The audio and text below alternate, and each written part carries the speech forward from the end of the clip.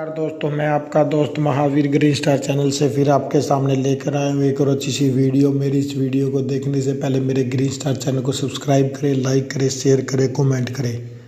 तो दोस्तों शुरू करते हैं आज की वीडियो। आज की वीडियो वेरी वेरी इंपॉर्टेंट है। बीए थर्ड सेमेस्टर हिस्ट्री के नोट्स हैं। ये क्वेश्चन यूनिट सेकेंड है, क्वेश्चन थर्ड है। इससे पहले मैं और वीडियो बना चुका हूँ। तो दोस्तों अगर वीडियो पसंद आए, नोट्स पसंद आए, इसकी पीडीएफ चाहते हैं तो वीडियो के अंत में बताऊंगा ये कहाँ से मिलेगी। तो ज़्यादा समय न लेते हुए शुरू करते हैं आज की वीडियो कि जागीरदारी व्यवस्था से आप क्या समझते हैं और मुगल काल में इसकी क्या भूमिका थी।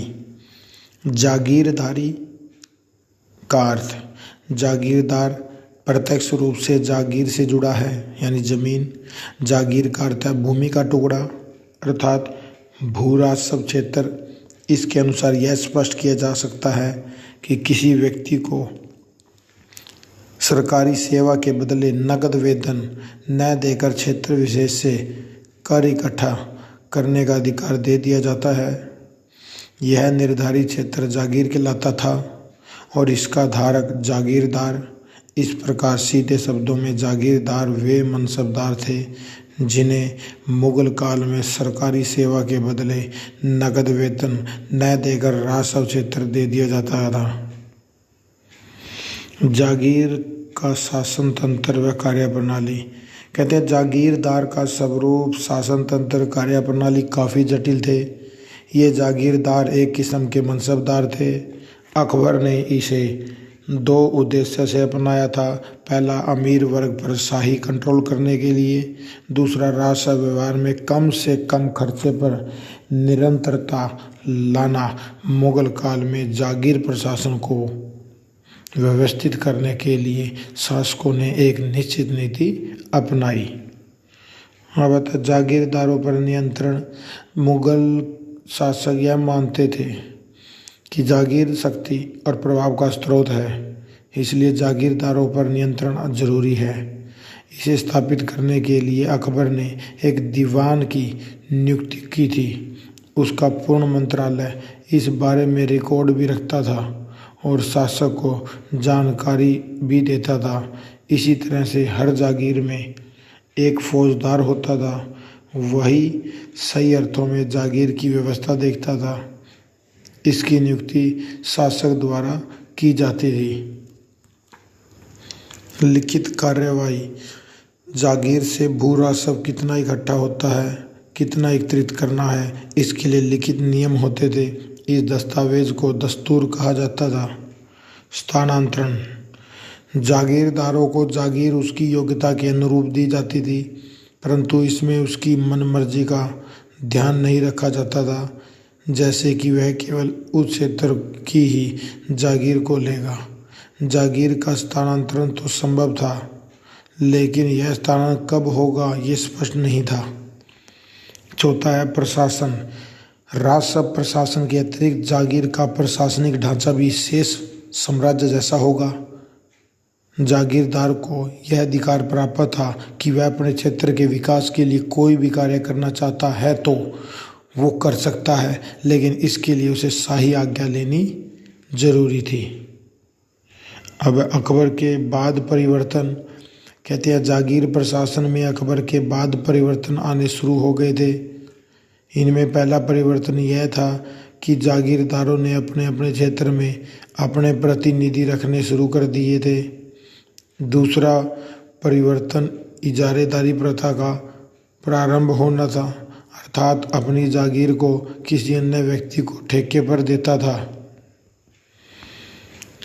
फिर जागीरदारों के अधिकार व शक्तियाँ, कि जागीरदारों की शक्तियाँ व अधिकार के संदर्भ में यह जानना अनिवार्य है कि सभी प्रकार की जागीरों की स्थिति एक जैसी नहीं थी। वतन जागीर तथा अलंतमग्गा जागीर में जागीरदारी अपनी जागीर का सर्वे सर्वा होता था। सामान्य जागीर के संदर्भ में सैद्धांतिक रूप से शासक ने उस पर कोई प्रकार के नियंत्रण स्थापित किए थे, कई प्रकार के, जिनमें समय के अनुरूप कमी आती गई। दस्तूर शाही फरमानों को पढ़कर ऐसा लगता है कि जागीरदार बहुत कमज़ोर और असहाय वर्ग था, लेकिन वास्तविक स्थिति इसके विपरीत थी। अकबर को पता था कि यह वर्ग बहुत शक्तिशाली बनकर शासक के लिए चुनौती न बन जाए, इसलिए अधिकारी इसके जागीर क्षेत्र में लगा दिए थे। इसलिए कई अधिकारी इसके जागीर क्षेत्र में लगा दिए थे। अब आता है जागीरदारी प्रथा के गुण व दोष। नंबर 1 गुण। जागीरदारी प्रथा के कारण योग्य व्यक्तियों को अपनी प्रतिभा प्रस्तुत करने का अवसर मिला, जिसके कारण मुगल साम्राज्य में योग्य व्यक्ति आए। इससे प्रशासन की सुव्यवस्था सुधरी। कम से कम खर्च में बढ़िया प्रशासन चलाना मुगल काल की प्रमुख विशेषता थी। इस विशेषता का केंद्र बिंदु जागीरदारी प्रथा थी। मुगल काल में अभिजात वर्ग काफ़ी बड़ा था, उसे दरबार में प्रतिष्ठित पद दिया जाना संभव नहीं था तथा वे सभी एक स्थान पर रहे। यह भी साम्राज्य के हित की बात नहीं थी, जिसके माध्यम से उन सभी पर नियंत्रण रखा जा सका। चौथा, मुगल काल में संचार व्यवस्था इतनी विकसित नहीं थी, जिसके कारण शासक द्वारा इतने विस्तृत साम्राज्य के प्रत्येक हिस्से का सही ज्ञान व नियंत्रण संभव हो सके। अतः इस माध्यम से वह अपनी शक्तियों का विभाजन भी कर पाया और राज्य को शांति स्थापित भी कर पाया। अधिकारी वर्ग तथा प्रशासन तंत्र से सामान्य जन विशेषकर किसान अधिक दुखी थे, जिसको नियंत्रण में रखने के लिए मुगल शासकों ने नियंत्रण और शक्ति पर सिद्धांत अपनाया। इससे अधिकारी जागीरदार पर और जागीरदार अधिकारी पर नियंत्रण रख पाया। अब आता है दोष क्या क्या है। नंबर 1, राज्य की आर्थिक स्थिति को कंगाली के कगार पर खड़ा करने का काम जागीरदारी प्रथा ने दिया।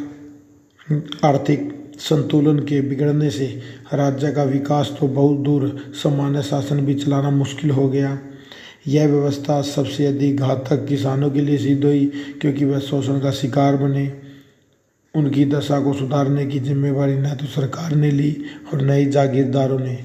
थर्ड है, जागीरदारी प्रथा का पूर्व स्वरूप रिश्वत अनैतिक व्यवस्था पर आधारित था। प्रारंभ के दिनों में तो यह दिखाई नहीं दिया, लेकिन जागीर के काल में यह स्पष्ट होने लगा कि अधिकारी वर्ग व जागीरदारों में तालमेल है। इसके कारण किसान और सरकार दोनों का नुकसान हो रहा है। चौथा है, जागीरदार व्यवस्था में योग्य नेतृत्व के अभाव में लगातार बुराइयां आती गई। इसी कारण पूर्व शासन व्यवस्था भी एक प्रकार से बुराइयों का एक खोल थी, जिसका अच्छा पक्ष कुछ भी नहीं था। पांचवा है, खालिसा को जागीर क्षेत्र में बदलने के कारण राज्य का मौलिक स्वरूप नष्ट हो गया। हर शासन ने इसे संभालने का प्रयास किया, हर शासक ने, लेकिन यह संभव नहीं हो पाया। तो दोस्तों, आज की वीडियो हमारी यहीं समाप्त होती है। मैं आशा करता हूँ मेरे द्वारा दी गई जानकारी आपको अच्छी लगी हो। वीडियो अच्छी लगी है तो लाइक शेयर कमेंट करना मत भूलें। और दोस्तों, अगर इसकी PDF फाइल चाहिए तो वो आप ऐसा करें, मेरे WhatsApp पर मैसेज करें, मैं आपको उसकी पूरी की पूरी PDF फाइल भेज दूँगा।